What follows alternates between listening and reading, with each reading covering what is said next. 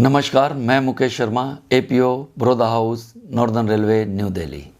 दोस्तों, आज मैं आपको एक बिल्कुल लेटेस्ट टॉपिक के बारे में बताना जा रहा हूं, जिसके बारे में अभी आपने कल्पना भी नहीं की होगी। दोस्तों, जैसा कि आपको पता है कि हम सब रेलवे में काम करते हैं। रेलवे में काम करते हुए हमें कई बार कॉम्प्लीमेंट मिलता है। वो कॉम्प्लीमेंट क्या है? भाई, आपके तो मज़े हैं, रेलवे में हो, फ्री के पास मिलते हैं। हाँ दोस्तों, जो ये हमें पास मिलते हैं उसी के विषय में मैं आपको बताने जा रहा हूँ। क्या आपको पता है कि फ्री के पास अब ऑनलाइन होने जा रहे हैं? दोस्तों, उस ऑनलाइन की पूरी प्रक्रिया, कैसे वो पास के लिए आपको अप्लाई करना होगा, कैसे हमारा क्लर्क उस पर काम करेगा, कैसे उसको अथॉरिटी अप्रूव करेगी, वो सारी बातें मैं आपको बताऊंगा। मेरा आपसे अनुरोध है कि इस सारी प्रक्रिया को जानने के लिए अंत तक इस वीडियो को ज़रूर देखें। Online pass system. दोस्तों, आपको पता ही है कि पिछले दिनों आपका सारा डाटा HRMS यानी ह्यूमन रिसोर्स मैनेजमेंट सिस्टम पर अपलोड किया गया था। और उससे पहले आप थोड़े दिन जाइए कि आपका उम्मीद नाम से कार्ड, जिससे मेडिकल फैसिलिटी आप लेते हैं, वो आपसे अपलोड करवाया गया था। उसमें आपने अपना और अपने परिवार उम्मीद यानी कि यूनिक मेडिकल आइडेंटिटी कार्ड, जो कि सभी परिवार के मेंबर्स का अलग अलग बना था, वो भी आपने अपलोड किया। दोस्तों, अब उम्मीद से HRMS पे आपका सारा डाटा पोर्ट कर दिया गया है। और आप जानते ही हैं कि पास की फैसिलिटी और मेडिकल की फैसिलिटी अलग अलग होती हैं। चूँकि आपको उम्मीद में मेडिकल फैसिलिटी के लिए अपलोड करवाया गया था और पास की अलग चीज़ होती हैं, तो उसके विषय में मैं आपको बताने जा रहा हूँ। दोस्तों, आपका सारा डाटा HRMS में आ चुका है, चाहे वो आपका हो, चाहे वो आपकी फैमिली का हो। HRMS के माध्यम से अब आपको एक ID अलॉट की जा रही है। ID से आप अपना पासवर्ड अलग से बना सकते हैं। और पास सेक्शन ने जो आपने पास डिक्लेरेशन दिया था, उसका मॉड्यूल में जाके सारा डाटा चेक कर लिया गया है। और आपने इस वर्ष कितने पास लिए हैं वो भी फीड कर दिए गए हैं। इसको आप अपने पास सेक्शन में जाकर चेक कर सकते हैं कि आपने जितने पास लिए हैं वो ठीक है या कुछ गलत है। अगर गलत है तो आप उसको रिमार्क्स के साथ वापस कर सकते हैं, और ठीक है तो आप उसे ओके के साथ वापस कर सकते हैं। एम्प्लॉई अब HRMS के पास मॉड्यूल में जाके अपना सारा डाटा चेक कर सकता है, जैसे कि आपका और आपकी फैमिली का डिटेल। और पास क्लर्क ने भी आपका सारा डाटा फीड कर दिया है। अब आप उसको वहाँ पर जाकर चेक कर सकते हैं। चेक करने के बाद आप पास क्लर्क को ओके करके भेजेंगे कि हमारा ये ठीक है। अगर वो ठीक नहीं है तो वो आपको ही पावर है कि आप अपनी फैमिली का डाटा ठीक कर दें। जब पास क्लर्क ओके करके आपके पास वापस भेज देगा तो आप उसी के हिसाब से अपने पास में अप्लाई करेंगे। और हाँ, अगर पास क्लर्क उसमें कोई गलती पाता है तो वो रिमार्क्स के साथ आपको वो वापस भेजेगा और उसको आपको ठीक करके वापस देना होगा। जब आप ओके करके पास क्लर्क के पास वापस भेजेंगे और फिर अपना पास अप्लाई करेंगे, तब पास क्लर्क पास जनरेट कर सकेगा।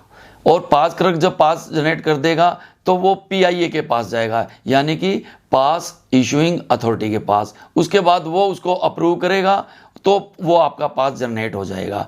आपका पास जनरेट हो जाएगा तो आपके पास एक मैसेज आएगा कि आपका पास जनरेट हो गया है, और वो आपके पास आ जाएगा। और उस पास को आप चाहें तो डाउनलोड करके उसकी कॉपी भी ले सकते हैं, अन्यथा उस पर एक नंबर आएगा, वो आपका एक यूनिक नंबर होगा। उसी से आप आगे सब कुछ काम करेंगे, अप्लाई भी करेंगे। उस पास पर एक QR कोड भी होगा। दोस्तों, इसमें जब पास बन जाता है उसके बाद पास कैंसिल करने का भी प्रोविज़न है। और जिन कर्मचारियों का HRMS पे डाटा अपलोड नहीं हुआ है, उनका शीघ्र ही होने जा रहा है। अगर फिर भी नहीं होता तो उसको खुद को भी पावर होगी कि वो खुद अपना डाटा अपलोड कर सकता है।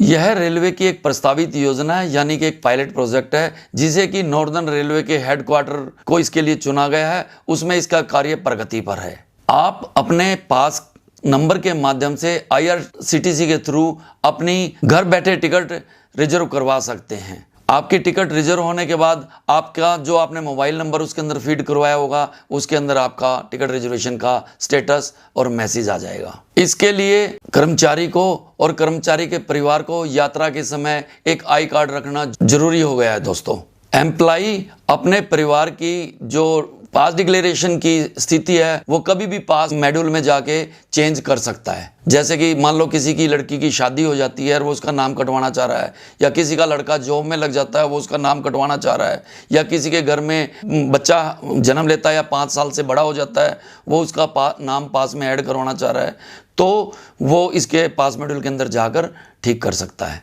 इसके अंदर सबसे स्पेशल बात ये रहेगी कि अगर आपने कुछ चीज़ अप्लाई की है और वो आपके डिक्लेरेशन से मैच नहीं करती है तो पास जनरेट नहीं होगा। उसके लिए पास क्लर्क आप अपना ऑब्जेक्शन लगाकर वो वापस एम्प्लॉय के पास भेजेगा और एम्प्लॉय उस रिमार्क्स को में जो कमी पाई गई है उसको दूर करेगा और फिर वापस अप्लाई करेगा। वो ठीक पाने पर ही पास जनरेट होगा। दोस्तों, इस सिस्टम में पास रूट भी सेट किए हुए हैं, ब्रेक जर्नी भी सेट की हुई हैं।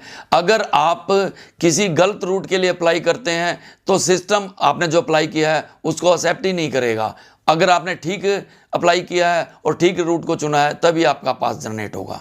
पास क्लर्क ने पास जनरेट कर दिया, पीआईए के पास चला गया, पीआईए ने आप एक्सेप्ट करने के बाद आपके पास भेज दिया और फिर आप उसमें कोई गलती पाते हैं तो भी आप रिमार्क्स के साथ उसे वापस कर सकते हैं और वो जब तक ठीक नहीं होगा तब तक वो आपके पास नहीं आएगा दोबारा, वो ठीक होकर ही आपके पास आएगा। अब दोस्तों, मैं इसमें आपको एक दोबारा से सारी चीज़ें रिपीट करता हूं। इसमें एम्प्लॉय का रोल ये रहेगा कि वो अपने फैमिली का और अपना पूरा फैमिली डिटेल देखेगा, चेक करेगा, ओके करेगा, तभी पास के साथ वो अप्लाई करेगा। और पास क्लर्क इसको चेक करने के बाद ओके करके एम्प्लॉय के पास दोबारा भेजेगा। एम्प्लॉय उसको फिर वापस पास क्लर्क के पास भेजेगा। पास क्लर्क पास जनरेट करके पीआईए के पास भेजेगा और पीआईए जब उसको एक्सेप्ट कर लेगा तो वो आपके पास पास आ जाएगा। पास के अंदर एक बार कोड होगा दोस्तों और उससे आप अप्लाई कर पाएंगे। जब आप अप्लाई कर पाएंगे तो आपके पास टिकट का एक नंबर आ जाएगा। उसके अंदर जो कोड होगा वो टीटी अपने बार कोड स्कैनर से चेक करेगा कि वाकई आपके नाम का है या नहीं है, और वो जो आपके परिवार की फैमिली डिटेल के हिसाब से आपने पास बनवाया है वो आई कार्ड से मैच कर सकता है और इस हिसाब से आप आगे की यात्रा कर पाएंगे। दोस्तों, ये मैं आपको बता चुका हूँ कि एक पायलट प्रोजेक्ट है और नॉर्दर्न रेलवे में इसमें कार्य जारी है। इसमें जो मुख्य रोल है वो पी ब्रांच का रहेगा। पी ब्रांच इसका मेन एडमिन रहेगा और बाकी डिपार्टमेंट जो पास बनाते हैं जैसे मैकेनिकल डिपार्टमेंट, इलेक्ट्रिकल डिपार्टमेंट या इंजीनियरिंग डिपार्टमेंट, वो सब एडमिन रहेंगे।